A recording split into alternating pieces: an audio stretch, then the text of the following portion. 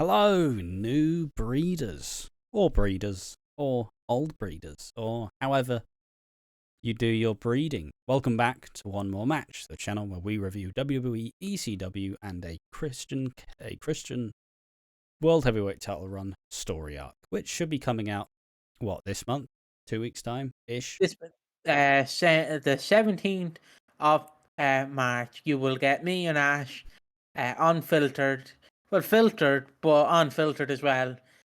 No editing, Reviewing no nothing. Extreme Just Rules 2011. 2011 WWE. Now, you may be wondering, this is not ECW. This is not Monday Night Raw. This is SmackDown. And, well, even though Triple H didn't want to work Tuesdays, we decided to work Sundays. Yeah, I don't know why. I'll be real with you. I'll be real, yeah. I don't know why we did this show. This show's just fucking shit. It's shit. We did this show because I feel like it feels a bit weird to just contain ECW, if that makes sense. Yeah, no, I do understand, but yeah. Because if we just sat in a bubble where we have our fingers in our ears going, ECW is the only thing that exists. Yeah. Like, it'd be nothing. It wouldn't be reflective of the time. Agreed. So we're basically going through the entire... Obviously, it won't make sense now because there's still brand exclusive pay-per-views up until, as Ash said to me off Mania recording, 23. up until Mania 23, and then it just becomes WWE Raw, SmackDown, ECW pay-per-views. So we will be reviewing all the brand exclusive pay-per-views, and then when we finish 2006, our goal is to go back and then do the ones we missed. The months.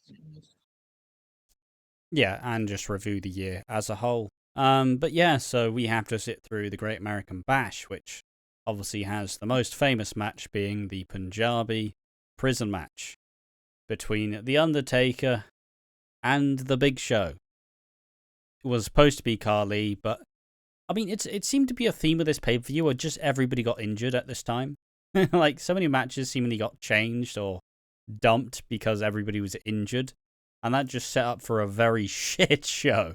Like, it was okay. There was some okay spots, but watching it was absolutely fucking miserable.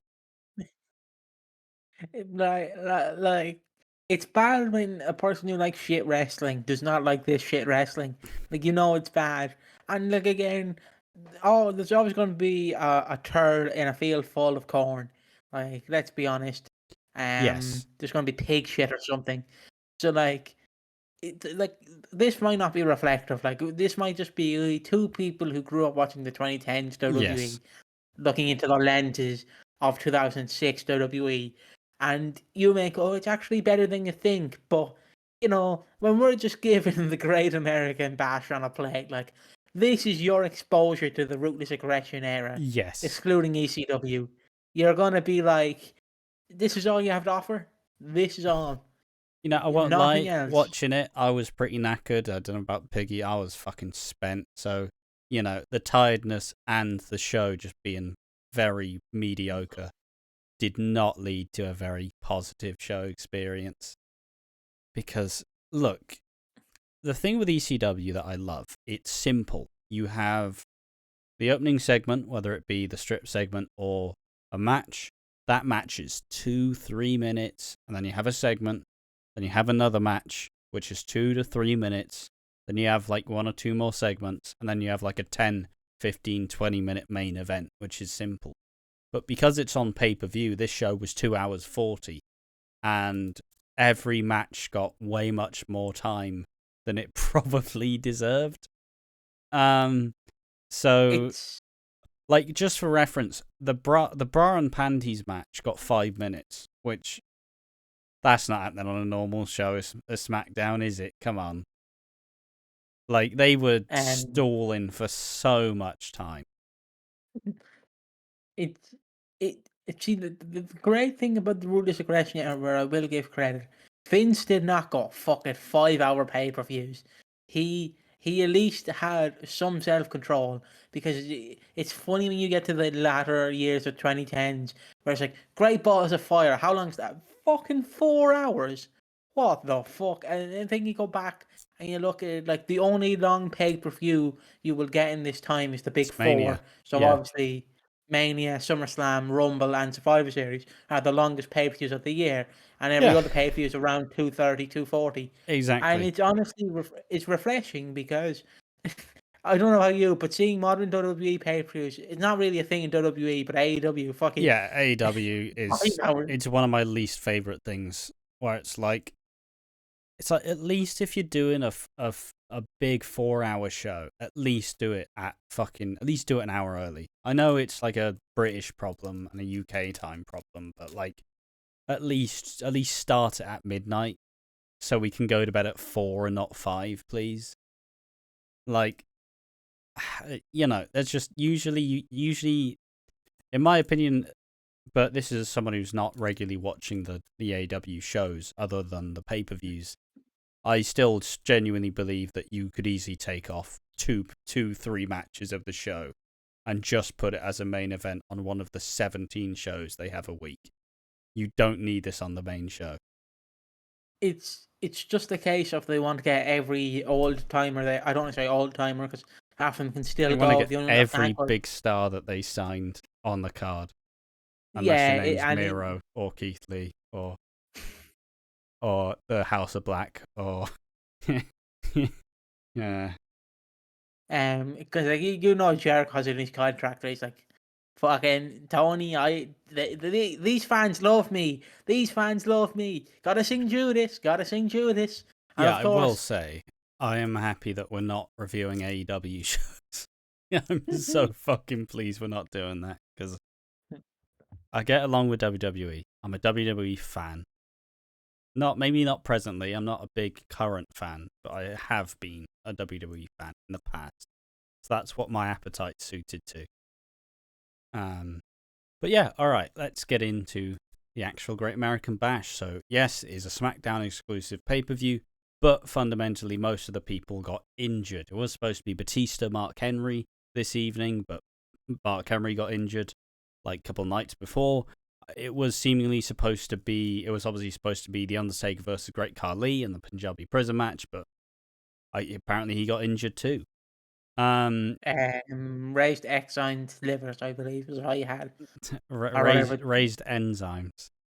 Enzymes, the stuff that like breaks down the shit in your system. Like your saliva has enzymes which breaks down the food. Fuck me. I know science, mate. Thanks, science. Yeah, cheers, mate. Also, Bobby Lashley. I don't know if it's an ongoing thing, but he seemingly was also not cleared to compete. So that's 1, 2, 3 matches that didn't have the actual opponent that they had been building to. So yes, this is in Indianapolis. It is July 23rd, 2006. It's the SmackDown branded pay-per-view. Had an attendance of 9,750, which fucking hell, boys, that's rough. I wouldn't pay for the show either. So you know it's funny, right? Because I think, I know I might be bullshitting here, but it's funny that Americans had to pay 50 quid to watch this pay-per-view. But at the time, all you had to do was just go on the Sky Sports in the UK and just put it on. Like, you didn't have to pay for it. Yeah. It was only the big 4 you had to pay for because I think they I believe that's how it went. I believe they had a deal where all the B pay-per-views would be aired freely on Sky Sports. I mean, you are already paying an arm and a leg for Sky Sports at the time anyway, so yeah, it is a more reasonable deal. But this reminds me of, I forget what pay-per-view it is. TLC. I think it's TLC 2017, maybe 18. No, it's 2017. It is 2017, or maybe 16. Where it was supposed to be all these matches, but of course all these wrestlers got injured. So it's the infamous one where you have the Shield, Dean Ambrose, fair enough. Yeah, Dean Ambrose, great wrestler. Seth Rollins, yeah, and Kurt Angle. And you're like, classic. Kurt Angle, who hasn't rested in 6 months, and is about as stiff as a come-down blanket, like. Yeah.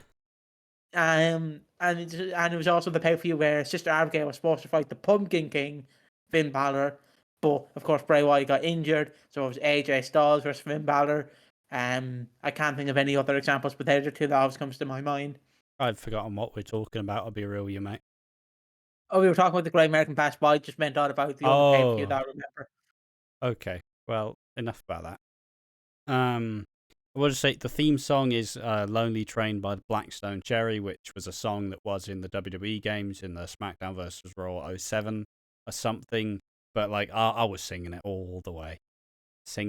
Oh yeah, fuck it, this is relevant. Walked around the charity shops, found a copy of SmackDown Just Bring It on the PS2. Never played that one before. Don't think I will play it because I don't need to. I don't care. But I have it. Added it to the collection. It's weird when you go back to those old SmackDown games because we grew up with SVR, so obviously people think about the SmackDown games are iconic, but we're like SVR. Yeah, prefer SVR. Yeah. Because I don't mind the SmackDown games. I acknowledge what they did. They were great for the fans. But yeah, you give me SVR 05, just fucking. Boy, can you show your? And I won't even play a match. I just be sitting there, and then Kelly be doing this, just fucking. Yeah. Fucking, and then all you hear is just Firefly, and she's doing a sexy dance, and it's like, oh, who needs fucking wrestling? But yeah, that's my fond memories of just playing that game. I mean, it's also obviously just fucking, just like I said, it's always the joke of anytime you watch a TV show and someone comes in and it's like the sexy part, where it's like that torrid time where it's like, oh, time to play the brown panties. No one's gonna come in. Oh fucking hell! This is just a game. It's like I'm not doing it. Yeah, you are. All right, fair enough. It's like that. It's like that fucking one. I forget which SmackDown game it is, but they're doing all the renders. Just like when you're alone in your room, and it's like The Rock or The Big Show, and then it's like when your parents walk in, it's Trish Stratus with her like big fucking tits, like with them tops that just elevate them. Like, it's like, a push-up bra. A push-up bra. A push-up bra. Thank you. One of those tops that elevate them. Fucking hell. The concept of a push-up bra defeats Piggy. I need one myself. All right, so let's actually get into the show. Oh. So the dark match as well is... The dark match was... Fuck it. Who was in the dark match? It's two shit wrestlers that nobody would ever pay to see. Just Orlando Jordan. Versus who? Oh, fuck. It's Shannon Moore? No, it was Funaki versus Simon Dean. Oh, that's even worse. And Funaki won. Great. All right, so the first match is the WWE Tag Team Championships. It is Paul London and Brian Kendrick versus Jamie Noble and Kid Cash, the Pitbulls. Now, when I saw Pitbulls, I thought it was Pitbull Gary Wolf. That famous promo from his ECW, like, hey, I'm the Pitbull Gary Wolf. It's like some Americans just don't know what an L is in the word wolf. Woof. It's like, wolf. Woof. Alright, you're just never going to understand. This match got 13 minutes, 28 seconds. Fuck. And, it was a small guys match. It was a bit of a clash of styles. Obviously, Paul London and Brian Kendrick, they're two more high-flying type wrestlers, and obviously the Pitbulls are Jamie Noble and Kid Cash, who wrestle this more brawler, in-your-face, like kind of, I don't know, I describe it as like Oney Lorcan and Danny Burch style of like smash mouth, fuck you, like, headbutts, fists flying. This match was okay. It was a great opener. I will say that. Like, but it's no heat. No heat. There's no reason for the obviously we're not watching SmackDown, but I'm gonna make a wild guess that there was no build up to this match because Finn just went, "Fuck it, we need a tag match," and he just started playing jazz. Just went, "Oh, who's that? We have Jamie Noble. Oh, who's the other guy? Kid Cash. The way that you can tell that the match was absolutely nothing. The first match of the event was Paul London and Brian Kendrick versus the Pitbulls. London and Kendrick controlled most of the match as they performed a variety of double team maneuvers. And the finish was a dodgy one, I guess, because the finish was a drop kick into a sunset flip where London and Kendrick won. And yet, notice it wasn't a dodgy finish, but it was a roll up, which in my opinion is just a dodgy finish anyways. Like if the match isn't that conclusive, if you had to roll them up. It's like me complaining about Test having to beat Tommy Dreamer by putting his feet on the ropes. Like, you're Test, he's Tommy Dreamer, come on. I didn't mind this match. Some highlights I have is obviously Kendrick and London showing that kind of indie style in all 6 in WWE. Obviously, it wouldn't get as big as the fucking 2018 NXT with Johnny Gargano and Adam Cole. Just 1, 2, oi! But there's a spot I love where I believe London is trying to do the skin the cat, but they just grab him and they fucking twat him to the ground. Yeah, they hold him and then one of them then London gets hit by a drop kick and then just takes a flat bump on the outside. Like, ooh. You could feel it. But it's not the worst bump of the night. Poor Rey Mysterio is all I'll say for later on. You've probably seen it, it's in the thumbnail. But poor fucking Rey Mysterio. But yeah, this was a nothing match. Like, sorry for just gonna be skimming through the matches. There is not a lot. We can't go off a lot of what is going on here, basically, because it's just all filler. The entire pay-per-view's filler, really. There's only one actual big result here, and it sets up a feud that nobody wants to see.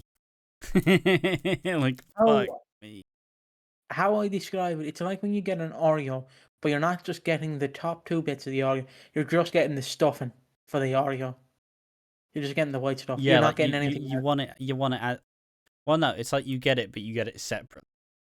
Yeah. Like, here's the 2 black bits, here's the white bit. You can't put them together. It's like, yeah, but that's the whole part of it. So the whole part of the Oreo. It's the combination. Or the milk. Yeah. And this, oh boy. But let's get on to the second match. Maybe the second match will be good. Or no, wait, there's a promo next. There is a promo. Teddy Long comes out and says, look, Bobby Lashley can't compete. And the crowd's actually somewhat interested. They actually kind of like Bobby Lashley at this point. But yeah, Bobby Lashley can't compete. He has elevated enzymes in his liver. Not sure what the fuck that means, but sure. Maybe it's like they're trying to fight an infection. I don't fucking know. So Finlay comes out with William Regal and was like, yeah, you should crown me winner by forfeit. And Teddy Long says, I can't do that, player. Also, fucking Finlay rizzes up Teddy Long. He's using all the, I don't want to say those terms, but he's like, yeah, how's it going, player? How's it fucking hanging? You know, he's like a white guy trying to... my brother. It's like, yeah, like he's like your uncle, but it's like your white uncle in at a black family. What's poppin', home slice? They got the barbecue. Excuse me. That makes sense. Yo, back me up, homebrew. Do you know the infamous Teddy Long clip? The fucking one with Eric Bischoff. I don't want to know. It's the one where it's the build up to Survivor Series all 5.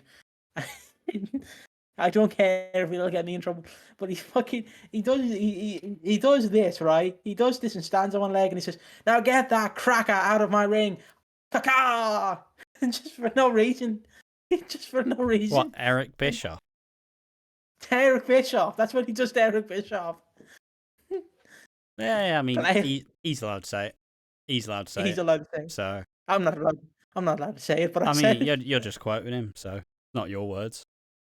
But yeah, so Bobby Lashley can't compete. Finley's like, come on, player. Crown me winner by forfeit. I'm your US champion. Come on home, slice. But ultimately, Teddy Long says, look, you're actually going to be in a match. And it's going to be with William Regal, who obviously they're mates at the time. And this match got 13 minutes as well. William Regal versus fucking Finley in 06. I love Regal. You love Finley. Not in 06. Not in this shit match.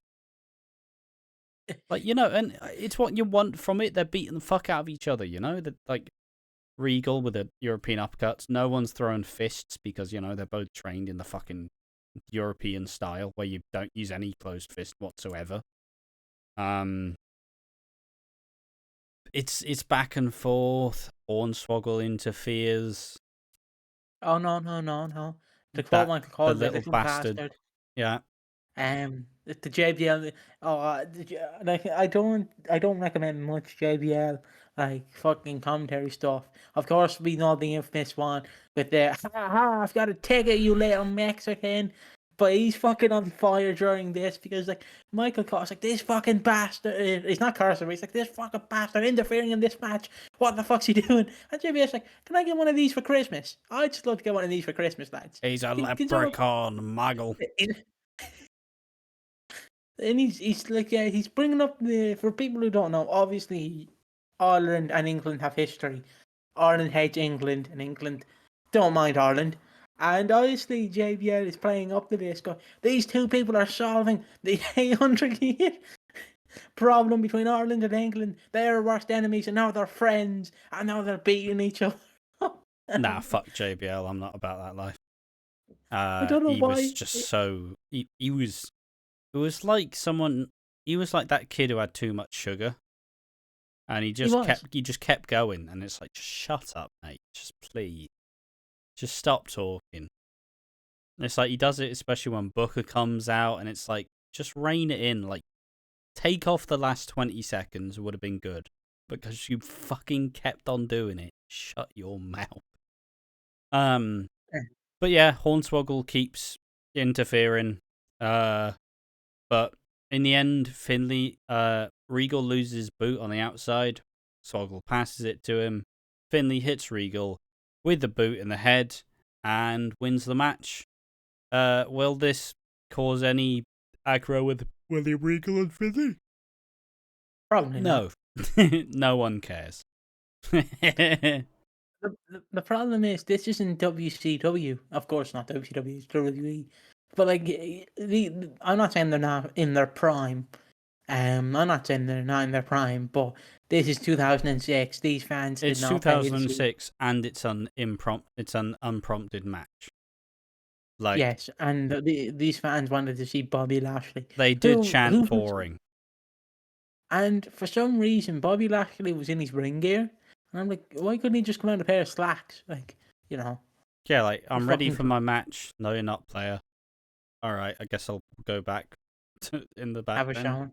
You're already sweating, by the way. Don't know what he's been doing. But yeah, Finley defeats Regal for the US title in a 13-minute and 49 seconds match. And just remember, this is... Look, I don't hate it, because ultimately the first hour is supposed to get you excited for the rest of the show. But as we'll get on to, the next match is for the Cruiserweight title.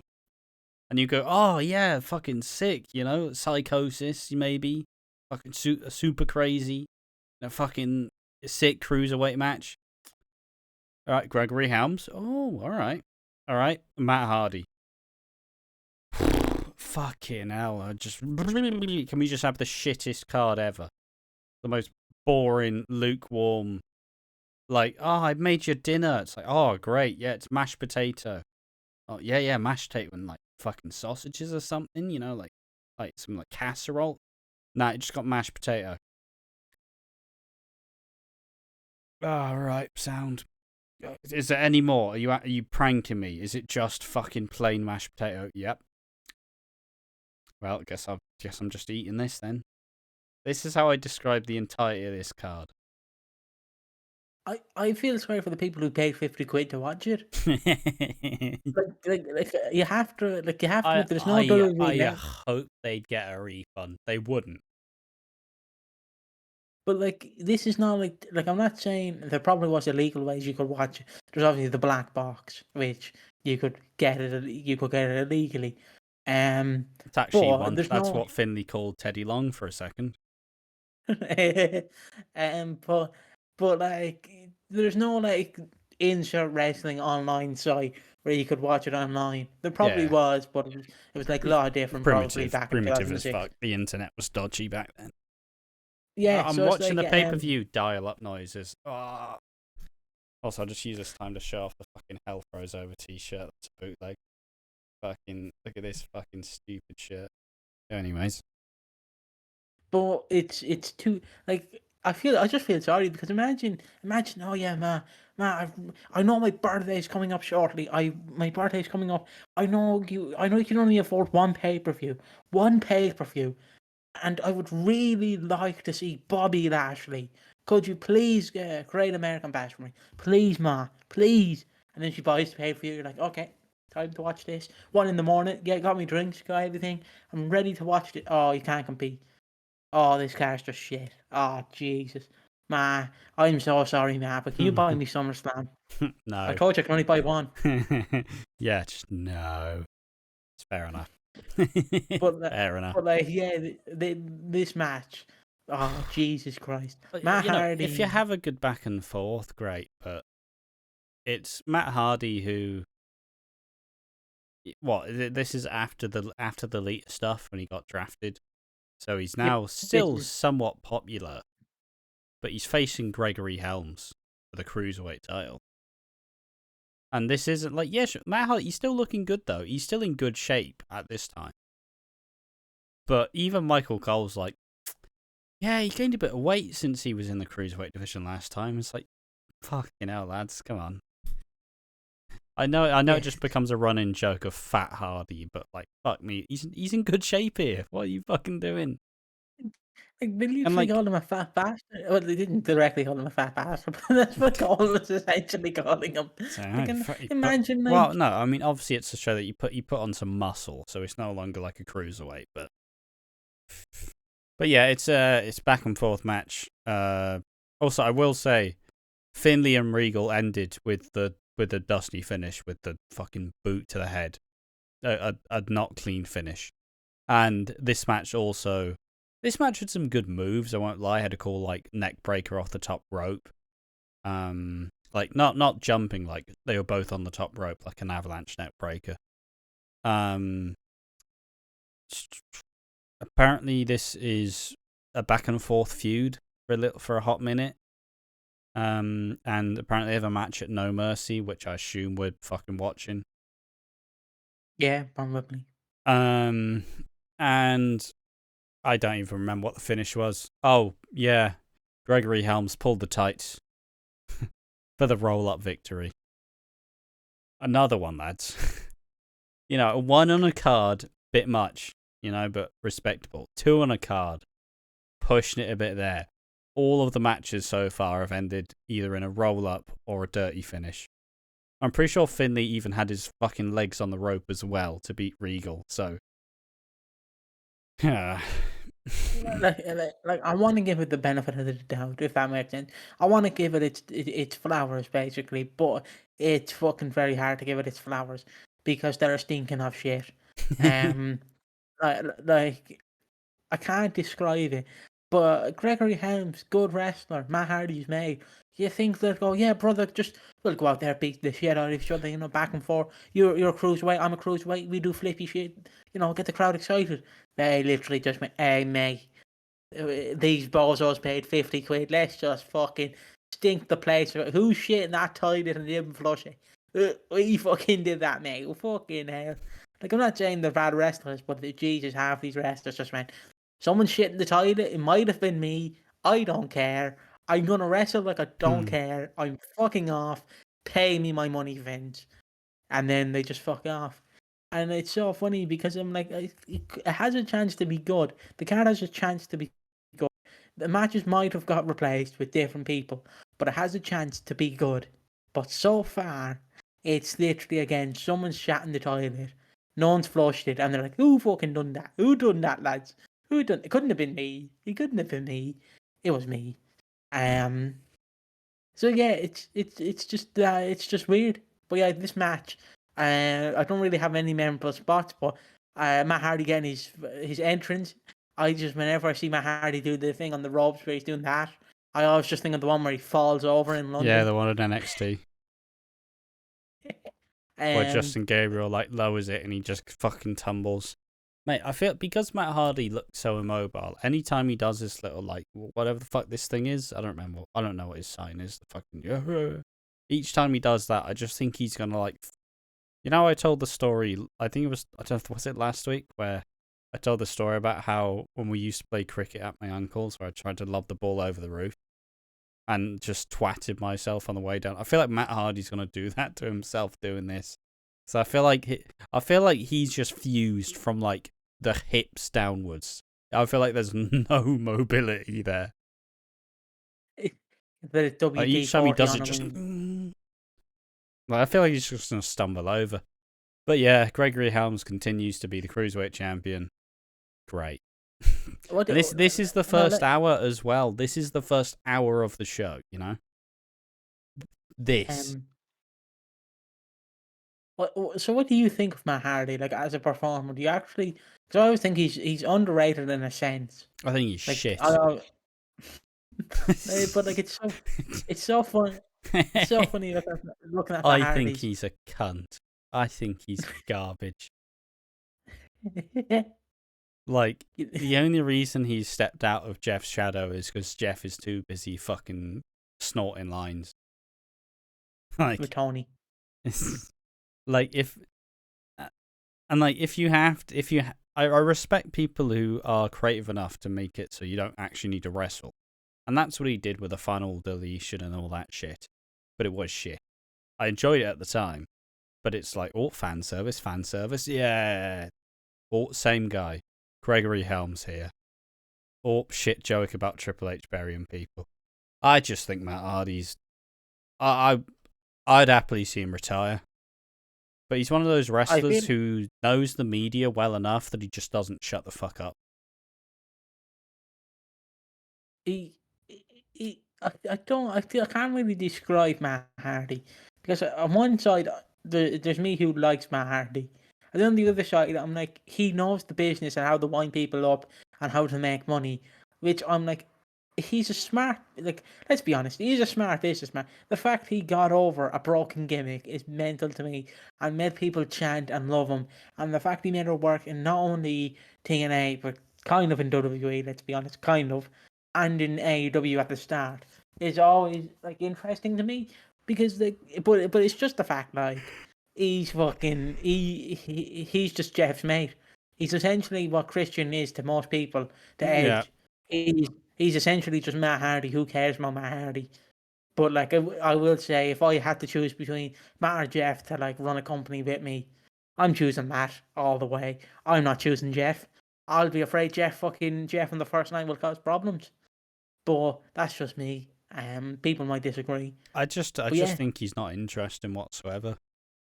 Like, if if the time in your career where you had the most intrigue was when your girlfriend cheated on you, like, I think you're just shit. And he's not a good wrestler. He's boring as fuck. Like, I feel like the real thing is, if you can't have a banging match with your tag team partner, you're garbage. So it's like, Jeff honestly, versus Matt, yeah. Oh. Can we not do that, please? Can we never do that again? And I don't think they have. So obviously, you'd have to wait 3 years, 3 or 4 years when we get to WrestleMania 25 and fucking review that match. It's just so bad. Just so bad. But like, you know, I've got no reason to dislike Matt Hardy. He seems like a cool dude, but just get out my wrestling, please. Like, please. You're not interested in the slightest. The most interesting thing about Matt Hardy is the idea that Rebby Hardy's gonna fucking scream at people. That's the most interesting part of Matt Hardy for me. And they're getting divorced. He doesn't. I'm pretty sure they're getting divorced. So he doesn't even have that. He doesn't even have his fucking aggro as fuck girlfriend or wife. I thought they're still together. Could be making it up. I mean, I feel sorry for the next block to sleep with Rebby Hardy. I just remember there being some like kind of, there was some teased like, oh, it's not all good. But I think I'm apparently making it up. Nothing's confirmed. I mean, let's just be frank here. If there's anyone you do not want to cheat on with, you do not want to cheat on Rebby Hardy. Let's be honest. That woman would fuck you. I'm not scared of many women, but she would definitely fuck me up. Like there's no doubt about that. You cheat on her, she's throwing frying pans. I'm not scared of many women. You don't like they'll all dust you off, mate. Do you know like Pauline from EastEnders with Arthur, where she hits him with the frying pan? I feel like if you cheat on Rebby Hardy, she's gonna recreate that scene. Fuck you, Arthur. She's snipping off your penis. she's gonna fucking, what's that thing you do?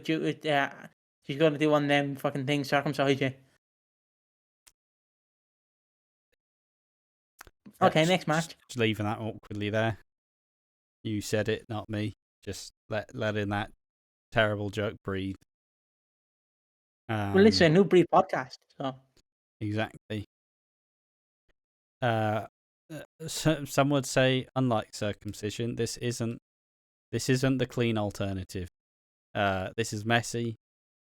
It's a bit loose, a bit gross, really. Fuck you, Matt Hardy. I don't even dislike him that much. I just think he's shit, which is kind of an oxymoron if you think about it. It's kind of like opposites.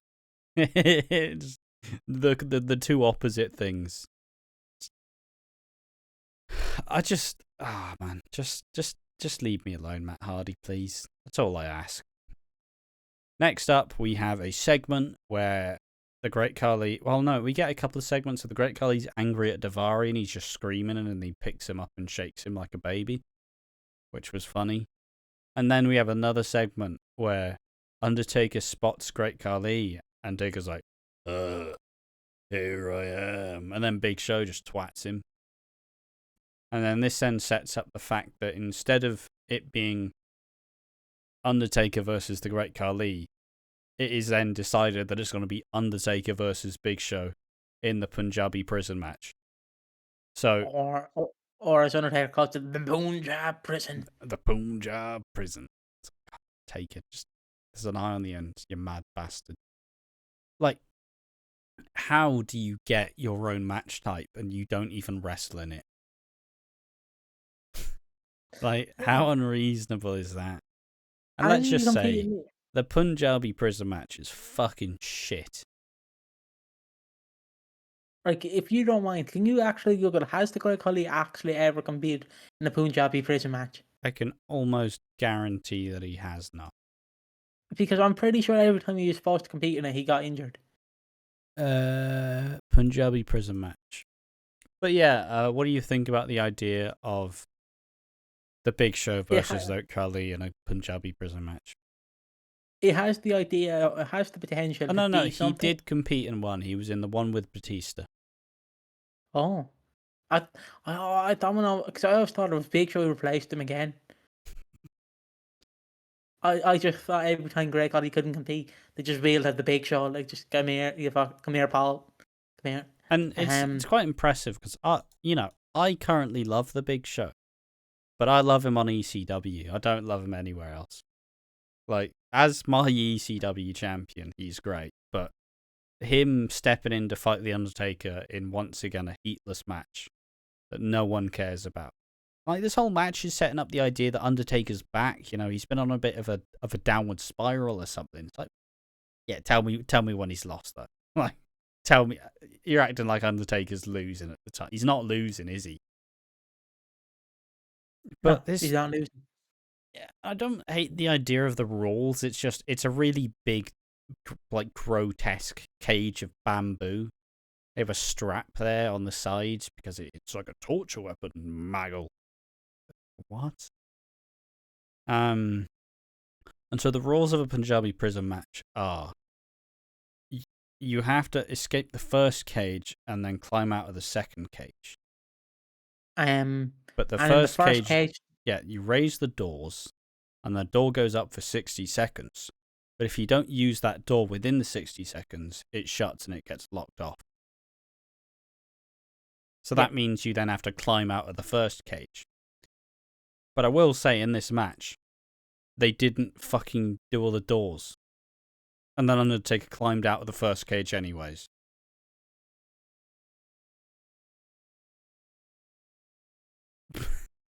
Like, what are we doing here, lads? You've set up the rules. You've told us the rules. If you didn't tell us what the rules were, we wouldn't have known. But you explained the rules and then fucked up your own rules. This match is shit. I'm trying to think I'm trying to think of nearly every major wrestling like company's major storylines, match types. I'm trying to think of what would be the worst one to see in person. Because for me, it'd be either the exploding death wire, barbed wire death match, AEW. With that shitty explosion at the end. You had Eddie Kingston fully committed, like, oh, I'll save you, Marks. Oh, that's the fireworks. Oh, that's another one. Yeah, great. Well, do I have to stand in the ring with a spark through in a green screen suit or something? Like, because to me, it's between the Punjabi prison match or the triple cage that WCW had, which I honestly love the idea of a triple cage, whereas the fucking 3 cages, but it could be unsafe as fuck because you could fall through the 3 of them. You could definitely fall through the 3 of them. Yeah, I think it's just the red Hell in a Cell. Oh, that's another one. Yeah, which is and especially annoying. if it has the red lighting. Yes, that makes it worse. But the red Hell in a Cell was stupid, anyways. Why the fuck did Vince think it was a good idea? I understand the Hell in a Cell because was getting it's symbolic. Yeah, but it's like the WWE 2K way of going, we don't really change much about this game. Let's change the controls again. But you just changed it last game. We're changing it again. No, fucking hell. Why? Stop it. Just, we get one consistent control scheme, please. And not have a red Hell in a Cell, which you don't anymore. Yeah, I'm glad that's the one thing Triple H went, yeah, bring back the old cell, please. But then again, the old cell hasn't really surfaced other than War Games, so. But even I'm tired of War Games anyways. I think that stipulation's kind of dying a death now. Because you get the exact same spots every single time. I don't mind a blood and guts because I know it's War Games. The fucking same but thing. I like the one. Yeah, I like the one with the roof because the blood and guts one has the roof, which you can actually swing out of, which I prefer because in AEW you can actually get more graphic with it, if that makes sense. I'm gonna go for a bit more of an outlandish one. I miss Lethal Lockdown. Oh, where you had the roof with the weapons, but you'd have to wait like 25 minutes, and then once the weapons get introduced, then it's fucking all hell to pay. That was sick. But yeah, before I get to that, I will say the Monsters Cage, the Monsters Death Ball in TNA was probably also one of the worst for visibility. But about Blood and Guts, I love AEW because you can get more fighting with it, if that makes sense. When the other is like, hit me with a kendo stick. Can I blade? No, hit me with a kendo stick. Jump off the cage. In AEW, you can get a bit more graphic with it, if that makes sense. But for you say that, I feel like you're not even that decent. You're not even that, like, blood's not even really a big thing in AEW though, because everybody bleeds. Yeah, And like true. 90% of the match, if Moxley's in a match, he's bleeding. No matter True. what. No matter what. True. Every time. But about Lethal Lockdown, I keep wanting to call it Lethal Company for some reason. Lethal Lockdown, I love it. My favorite is the '07 one, where it's like Team Angle versus Team Cage, and I believe Angle just throws AJ Styles off the top of the cage. I love a Lethal Lockdown. It's one of my favorite match types. Yeah, it's a cool match type. I won't lie. I would, Better I than the would have, Punjabi prison match. I would have loved. I don't know how you would have pulled it off, but I would have loved like a six-sided war games, like a two cage Lethal Lockdown, if that would make sense. You don't know how you would realistically pull it off, but I would have loved it. Just two six-sided rings, and then just the Lethal Lockdown. I still think the six-sided ring was cool, even if people hate it as a concept. Like, the wrestlers despise it because it's hard to wrestle in, but also, it does look cooler. It does look cooler, but it's just you want to feel you want the Especially wrestlers when to you feel would do safe. the Ultimate X match, and it did look more interesting with the six-sided ring. But I mean, fuck it. I think that wrestling rings are just really lazy at this point. Like, get some logos on there. Give us a black canvas or some shit. You know, give us something different. Give us a yellow mat. I don't fucking care. Just something else than Would you white like what they did? than a white mat, all LED now, because that's the future for some fucking reason. Let's have the ropes that are the same color. Stop that. Why are you doing that? Why are you making the ropes the same colors? Get some different colors, you ball bags. But yeah, just. Would you prefer how like WCW had it, where it's like a blue canvas and the logo? I believe they had the logo on it. I believe they had it. I might be wrong, but I think it's always good to have the logo of the show on the mat. I mean, some people don't like it, think it's messy, and you obviously know what you're watching, but it's just a cool visual. It just adds extra. yeah, I'd agree. But yeah, Punjabi prison match. The main issue with this match, and I don't think they did it well at whatsoever, is it ends as the Great Khali walks down to the ring in his wrestling gear, so he could have competed. He could have competed. Climbs up the side, but Big Show's also climbing up the side, and then Taker just swings off and crossbodies Big Show through the cage, which breaks open, and then The Undertaker wins because he rolled out first. And it's like, lads, the whole fucking point of this match is you climb out of the other side. And you can't even climb out the other fucking side. Like, lads, please. All you had to do was just have Undertaker climb over. You just had to climb over. Don't break it. Like, your stipulation's stupid now.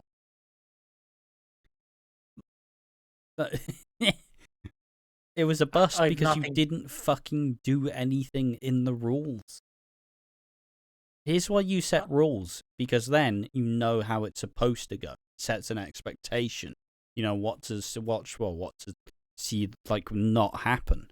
You don't break the fucking rules on the first time. It's like me saying, alright, every video we're going to do is 20 minutes long. And then the first video is 50 minutes. And then a week after I go, why have you not stopped it at 20 minutes? It's like, well, fucking last week's was an hour. Yeah, well, I changed my mind. Great. Great. I honestly don't know how. Like, I love the Punjab prison. I'm just gonna call it the Punjab prison because I like the Undertaker. Fucking just thinking of that.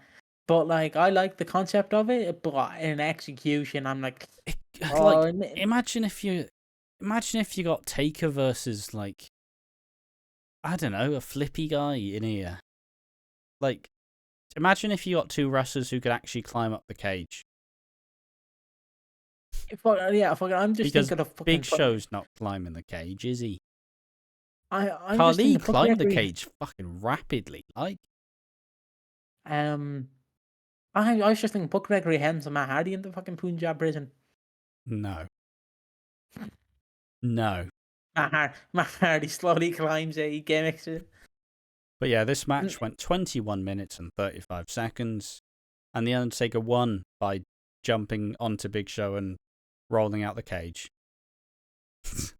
It's like when you take down one of the walls of the steel cage, and it's like, it was interesting when Umaga did it, like when Lashley did it to Umaga, and that was cool. But also, you're not allowed to do it again. You've used that spot. You're not allowed to do it again.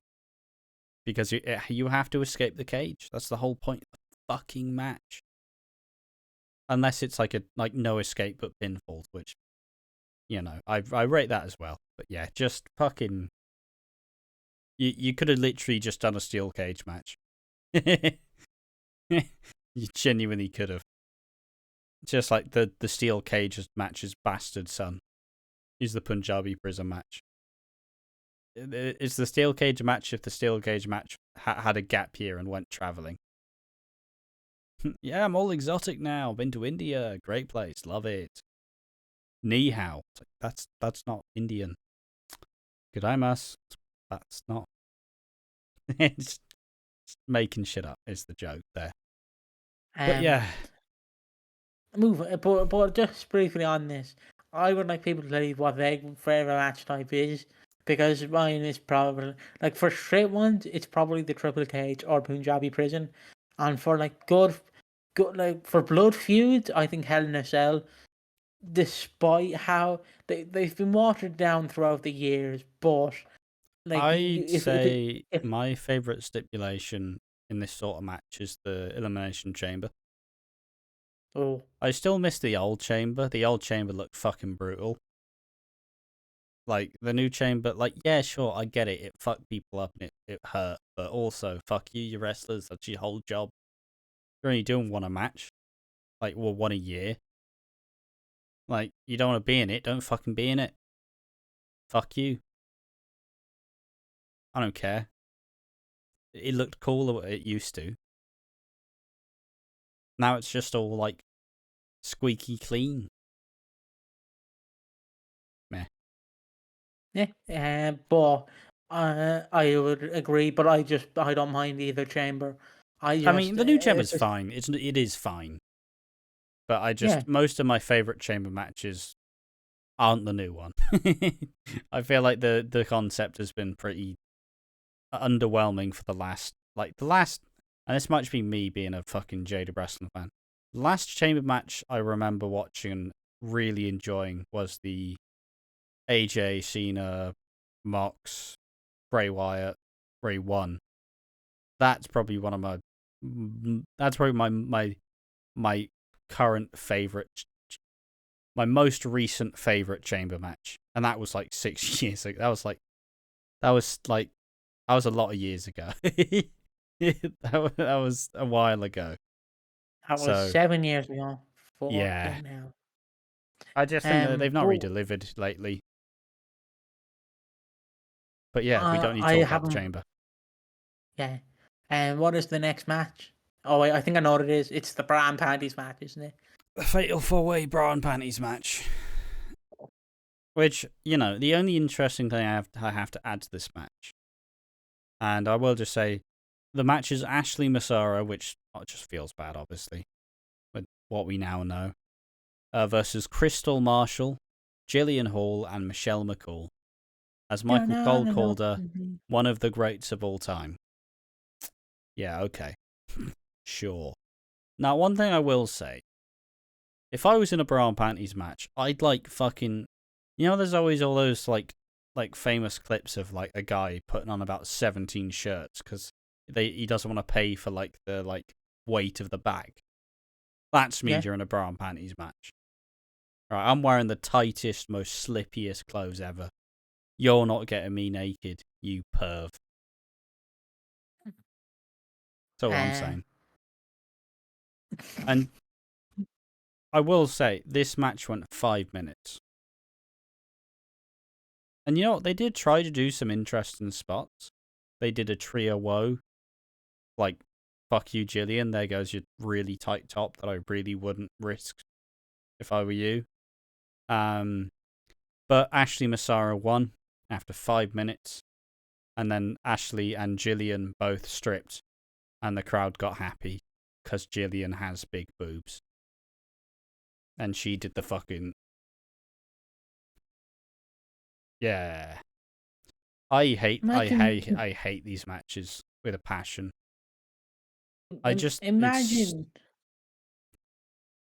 Imagine being 10 years old. You know, your mother's bought you your first pay-per-view. Like, they bring you to your first pay-per-view in America because there wasn't many in the UK. You're here to see your first ever pay-per-view. You know, you're excited. It might be a shit show, but you're excited. Your mask like, so is there any matches I should be concerned about on this show? No. And then the Bra and Panties match comes on, and your mother's just sat there like, really, really, homie. Yeah, really. It's so degrading. It's where if you're when you're younger, you're like, oh yeah, fucking get your fucking tits out, love. But when you get older, oh no. But and it's like most of these women would just be like, you have to do this or you're not on the show. And it's like, well, I do want the paycheck. It's like when you think about the live sex celebration that Alita very much so didn't want to do. And she got forced to do it. And it's like, okay, cool. I love forceful coercion. It's like I remember something about Brian Zane where he was going through the invasion and some guy started complaining him. And I was like, oh, why is he complaining? Brian Zane went, I wasn't talking to him. I was just watching a review, and Brian Zane said, this guy just got mad because I didn't like the Bra and Panties matches. This guy got fairly upset because he didn't like because Brian Zane did not like the Bra and Panties match. But how as a YouTuber, like we're obviously reviewing these. We can't fucking sit there and go, well, actually, a minute and 10 seconds, Ashley Mazzaro takes off Jillian's bra, and you can very much see the Babadoos. And it's just, it shows you the time period that we're in, because these are sex icons. No, there's no way we can fucking word JBL was insufferable on commentary. We got the hottest women on SmackDown on television. It's like, it's once again, it's Jerry Lawler's sleazier cousin somehow. And it's like, just fuck it, lads, please. Well, we've seen JBL search history before, so it's not a surprise. None of them are his type. Not muscular enough. Yeah. Ashley Massara wins, and Jillian and Ashley both strip anyways, which once again defeats the whole fucking point of the match. Like, you win in spirit, but you still got stripped. Isn't it supposed to be embarrassing? No. No, it's not. Next match is Mr. Kennedy versus Batista. Which, yeah. It went 8 minutes. It went 8 minutes and 38 seconds. It was already teased as an unprompted match because Mark Henry got injured. Mr. Kennedy gets busted open immediately and is pissing blood the entire time. And the match ends by, wait for it, disqualification. As Batista doesn't rope break in time. And he just keeps he keeps having a boot on his head. And it's like, great. It's a Batista match. This will be interesting. Yeah, sure. And after the match, he spinebusters him a bunch and hits a Batista bomb. And after watching this match, I felt like walking in a pit of danger, a place where no one follows me. I felt like walking alone. So yeah, like honestly, what is this show? Everyone's fucking injured. No one wants to show up. Half the rest. No one wants to lose clean. Yeah, this is AEW. We're clearly in AEW where half the rest don't want to lose. And it's so I should have got off what TNA were doing at this time, around this time, on this show, because it would be interesting. Because I know Jeff Jarrett is somewhere in TNA right now at that time, fucking looking at that going, lads, I know my next match. I know what I'm fucking doing next week on Impact. What do you say, lads? What do you fucking... Oh, you don't like it? Well, you better fucking like it or you're not getting your paycheck. But I can't really describe this match. He just beats him up. He beats him up, then he beats him up, then he beats him up. Mr. Kennedy gets back a little bit, then he beats him up. And then Mr. Kennedy fights back a little bit again, and then he beats him up. And then wait for it. Mr. Kennedy fights back a tiny bit, but then he gets beaten up. And Batista won't let go of the rope. And that's basically it. Mark Henry, for context, got injured, I believe, at Saturday night's main event.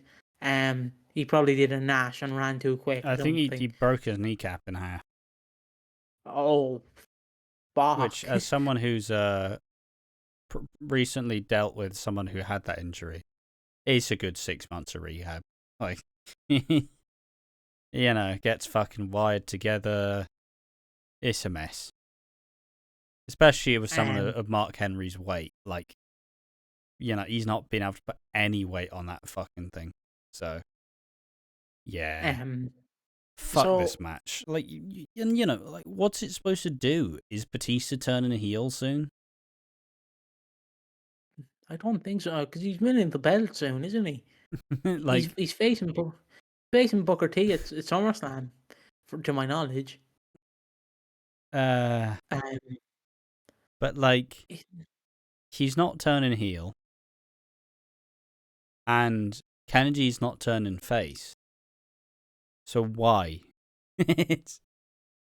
Why is Batista like I don't know. Like, it's not like Mr. Kennedy was going for like a sneaky win either.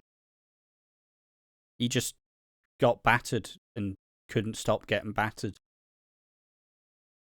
But yeah, it's another match that existed on the show, and it's fucking miserable, lads. It's fucking miserable. But the final match, the one match that actually showed a bit of promise, a polished turd in a lineup of shit. It is the ascendance to the throne. It is King Booker versus Rey Mysterio for the World Heavyweight title. Rey Mysterio off the bat of winning the Rumble. Wasn't the main match like Kurt Angle and Randy? Yep. You know, this big match, wins the belt. Loses everything. It loses literally everything. And loses this match as well. But we'll get to that. But let's not beat around the bush. The only reason he won the world title is because Eddie's mate. I don't mean to be harsh to Rey Mysterio at it, but at this time, Vince is looking at all these big guys: Mike Knox, Big Show, Undertaker. It's like he's pushing them. Rey Mysterio is literally that child who's picked last to play football. Like, not in a field full of football players, he's the one football player who's very small and gets picked last. Like, he's very shit. He's not shit, but he's very shit in this phrase, and he always picked last. And you know you like him, but you just can't root for him. And he won. I wonder what Rey Mysterio's build height is. It's 5'6". How short is he actually? 5'4", I want to say. Give me 6-inch boots. 5'9" and 6-inch boots, ladies. Would you like to get loose? But yeah, this match it's a decent back and forth match. Honestly, it's Booker T kind of has the control for the most of it. Anyways, it gets a bit of a dirty ending as well, as the final sequence is obviously Booker T goes to hit Rey with a chair after a ref bump. Rey dodges and drop kicks Booker in the face, and then Chavo comes out, and you think he's going to hit Booker, but instead he absolutely twats the living fuck out of Rey Mysterio with a chair, which is the thumbnail. And therefore, with that distraction, Booker T covers Rey Mysterio and becomes the World Heavyweight Champion. Obviously, Chavo is upset because he feels like Rey's like piggybacking off of his uncle's name. And once again, no heat. No one even cared about this, which is quite impressive. See, I understand going for Rey Mysterio, but it always felt weird to me. Wouldn't you want to go for like I don't know, like I know in hindsight, it's probably the great idea. It's probably a better idea they didn't. But wouldn't you want to go for Benoit in this instance, since he was literally Eddie's best friend? He was like life or death with him, and Yeah, but like they'd already done the story, and Benoit was on a downward spiral at this time, really. yeah, I know, but like, he was literally I think he was the closest to Eddie, Yeah, one but of the closest. well, it's just think if you're not doing Chavo, Benoit's already gotten his. You got to just give it to Fair Ray. enough. Fair enough. Um, But fuck me, I don't know if your head hurt after that chair shot. But jeez, like for people who don't know, you're supposed to put your hands up when you get hit, so like the impact's on your hands mostly, or you're supposed to duck your head. but it Or wasn't like fucking Chavo didn't give him any time to react because he was just like smashed. Fucking hell. like think of the Sean Spears Cody Rhodes chair shot. It was Yeah. essentially that, but you could hear the chair because you just hear nothing, and then you just hear a massive thud, and you're like, holy fucking shit! And they wonder why half of these wrestlers are fucked up. Like obviously everyone knows the most famous one is the Rock Ken Shamrock one. That's a good one. Obviously my go-to one is the All One Rumble with Benoit and Jericho. I'm like, oh, but But Jesus, that chair shot was rough. yeah, and Um, that's and annoyingly this, the main thing to talk about in this match. yeah, because this match I is think nothing. it's just it's an example of how little they cared about Ray as a main event guy. Because it's like, okay, yeah, you world champion, you're feuding with Chavo. So, and then obviously Ray goes, "Ooh, Chavo." It's like, no, no, he probably doesn't even have that theme yet. I just had to get that bit in there somewhere. It's the only interesting bit about the guy, but he still hangs around somehow. I'm just amazed at how he still clings onto his hair. He's This been day, or balding. He's been balding like there's no tomorrow for years, and I'm pretty sure he still has it. Which is quite impressive. Wasn't he one of the wrestlers that was thought that he just like sprayed his head? He'd yeah, I like believe so. he'd like spray the spot. It's like how Angelo Dawkins is bald as fuck, but he's just got it like you can see the fucking light, like you can see the light through his hair. Like it's so ridiculous. It's so absurd. But yeah, no, look, I appreciate that they're elevating Booker T. He's finally getting his proper world title run after what Mania 23, where he just gets jobbed the fuck out in the most embarrassing way to It's Mania Triple H. 19. Mania 19. Where he just gets fucking humiliated, and yeah, you people don't deserve to beat people like me. It's fucking alright, boys. I do love, I know it's not funny, but I do love how WWE ever since that program happened, guys, we did not mean it racially. We just meant it a different. You clearly meant it as a racist That thing. was just Bruce. It It's just Bruce. Yeah, imagine they're all like, yeah, it was fucking Bruce's idea. Fuck Bruce. Fuck Bruce. And they're not even like Peter Pritchard. They're like Bruce Hart. Fuck Bruce Hart. Bruce Hart came in and pitched it.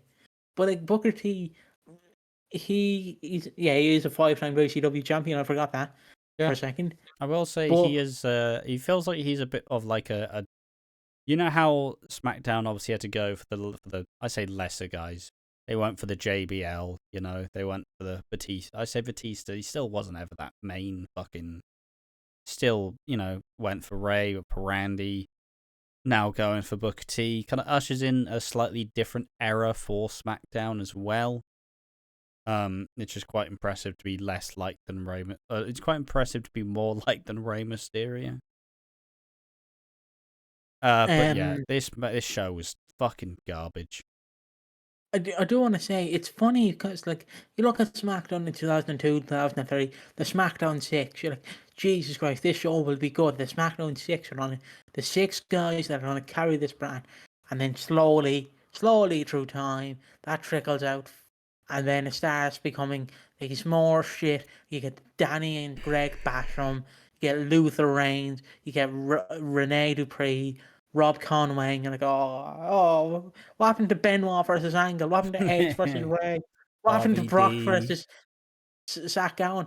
Like the minute you can see you're falling off the rails, and anyone can fight me on it, is when Vince McMahon starts beating the shit out of Stephanie McMahon and puts her in a match against Albert or A-Train, whatever he's called at that time.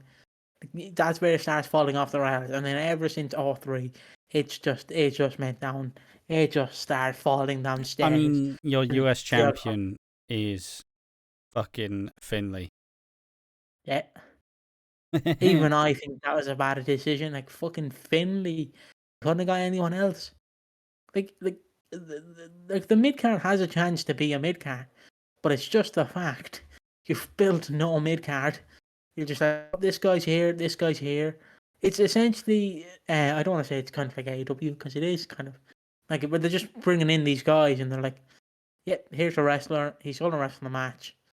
Then we're not going to use him for 5 weeks, and then he'll come back, have a program, and then lose, and then obviously he'll have another program where he loses, and then he'll win a program and he'll get over.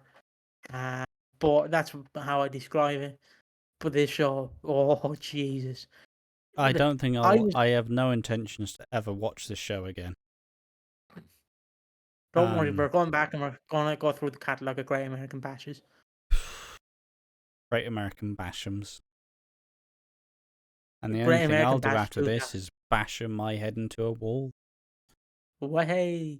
There we are. Laziest joke known to man. But yes, that has been us reviewing the Great American Bash 2006, a show that was just fucking shit. No excuses, no real fucking reasoning. It was shit. It was garbage. I hope I never have to watch this show again. And Jet, what were your final thoughts on the Great American Bash? I mean, I love the name The Great American Bash, but ever since WWE got their hands on it in the 2000s, yes, even WCW in 2000 ruined it. But ever since 2004, I want to say they brought it back.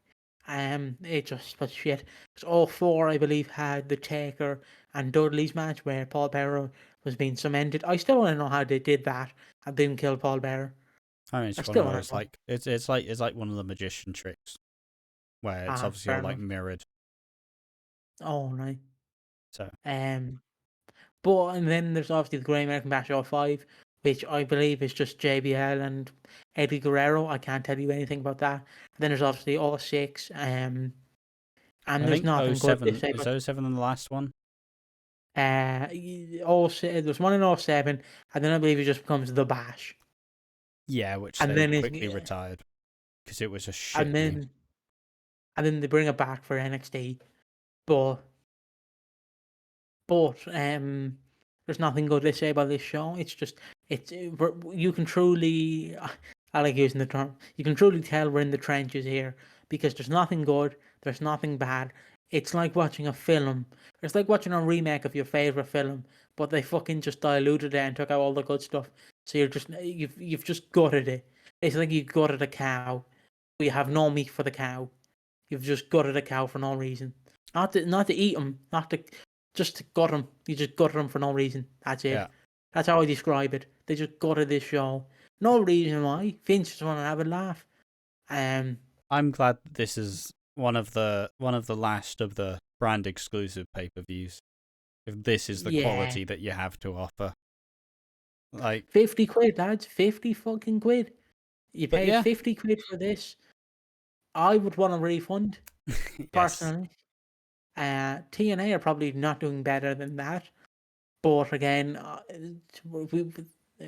we might get to TNA at some point. Hopefully. Maybe. Hopefully. But yeah, I suppose with all that aside, that has been the One More Match review of the Great American Bash 2006. Did you watch the show with us? What did you think about it? Tell us in the comment section down below. And just share me your thoughts on this. Do you like the bonus episodes? Do you not? Could you do without? Could you do with more?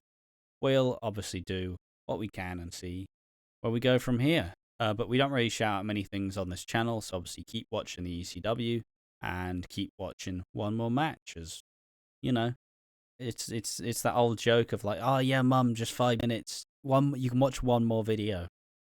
As always, just one more match, and that's exactly what we're here to do. So thank you for watching. Make sure to join us in the next one. See you next time. Bye-bye. Bye.